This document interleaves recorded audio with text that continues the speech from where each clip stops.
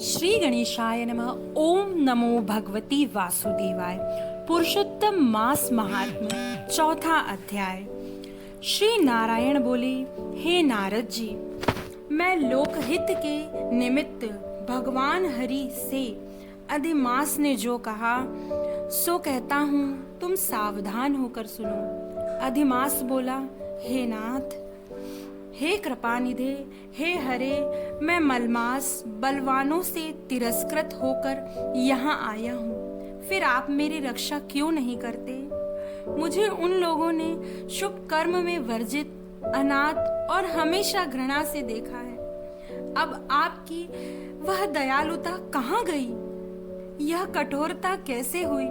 हे भगवान, जैसे आपने अग्नि रूप दुष्ट कंस से जलती हुई देवकी की रक्षा की, वैसे ही मुझ शरणागत की रक्षा करो। हे दीनवत्सल, जैसे दुशासन के दुख से द्रौपदी की रक्षा करी, वैसे ही अब मेरी रक्षा क्यों नहीं करते? बतलाइए हे प्रभु, जैसे आपने यमुना के कालियत में नागराज के महाविष से गोप और गौओं की रक्षा की, वैसे हे रक्षक मुझ दीन की रक्षा क्यों नहीं करते? हे दीनवत्सल, जैसे ग्वालों और उनकी स्त्रियों की दावानल से जलते समय वन में रक्षा करी, वैसे ही मेरी रक्षा आप क्यों नहीं करते?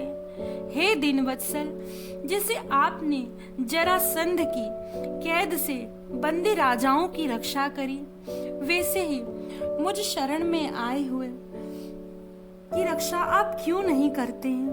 हे दीन प्रतिपालक, जिस प्रकार ग्राह के मुख में गजराज की रक्षा करी, वैसे ही मुझ शरणागत की रक्षा आप क्यों नहीं करते हैं? इस प्रकार भगवान से कहकर स्वामी रहित मलमास श्री कृष्ण भगवान के आगे आंसू बहाता हुआ उदास हो चुप हो गया।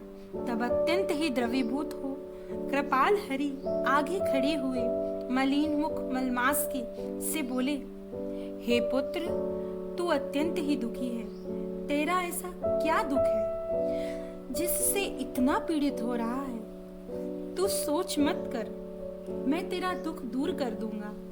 मेरी शरण में आकर महादुखी और पतित भी सोच नहीं करता, फिर तू यहाँ आकर क्यों सोच में डूबा है? तुझको दुखी देख यहाँ के वैकुंठवासी विस्मित हो गए हैं। तू क्यों मरने की इच्छा रखता है? सो कह नारायण बोले, भगवान के ऐसे प्रिय वचन सुन मलमास जैसे सिर से बोझ उतर गया हो। कोई लंबी लंबी श्वास लेता है। इस प्रकार श्वास लेकर मधुसूदन भगवान से बोला, हे प्रभु, आप घट घट के स्वामी हैं, सब जानते हैं और आकाश की भांति संसार में व्याप्त हैं। आप चराचर पति हैं, विष्णु हैं, सबके साक्षी हैं, विश्व दृष्टा हैं। आप निरंजन निराकार रूप में सब प्राणियों की व्यवस्था में स्थिर रहते हैं। अतः हे जगन्नाथ, आपके बिना कुछ भी नहीं है। मुझ अभागे की पीड़ा को क्या आप नहीं जानते? तो भी हे नाथ, दुख रूपी बंधन में बंधा हुआ जैसा कष्ट किसी को कभी ना हुआ, ना सुना, ना देखा, सो आपसे कहता हूँ, क्षण, लव, मुहूर्त, पक्ष, मास, दिन, रात्रि आदि सबके स्वामी की आज्ञा से सदा अभय और आनंद करते हैं। किंतु मेरा ना कोई नाम है, ना कोई स्वामी, ना कोई आश्रय स्थल ही है। इसलिए उन सब अधिपतियों ने मेरा बहिष्कार कर दिया है। यह मलमास शुभ कर्म में निषिद्ध है, अंधा है, पतन के गर्त में गिरने वाला है। अतः मैं मरना चाहता हूँ, जीना नहीं चाहता। ऐसे जीने से तो मरना ही अच्छा।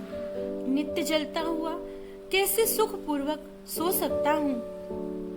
अब इसके आगे हे महाराज कुछ कहने को बाकी नहीं है। आप दूसरों के दुख को कदापि नहीं सह सकते। आप तो परोपकार परायण हैं। इसी कारण वेद पुराणों में पुरुषोत्तम नाम से प्रसिद्ध है। आप अपने धर्म को देख जो चाहे सो करो।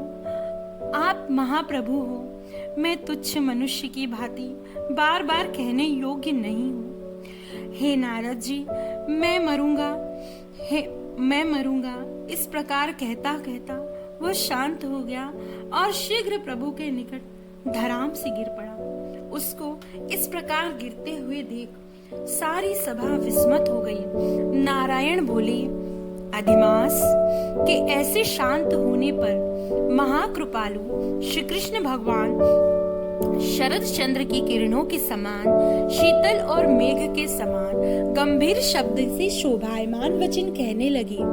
सूत जी बोले, हे ऋषियों, वेद की रिद्धि में तत्पर पाप समूह के नाश करने को बड़वाग्नि के समान ऐसे आदि पुरुष के वचन सुनने की इच्छा वाले नारद जी प्रसन्न मन हो कहने लगे।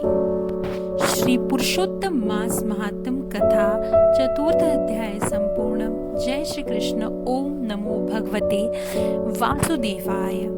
यदि आपको मेरा ये वीडियो पसंद आया हो तो इसे लाइक कीजिए, कमेंट कीजिए, शेयर कीजिए, चैनल सब्सक्राइब कीजिए। जल्द ही मिलते हैं अगली वीडियो के साथ। जय श्री कृष्ण।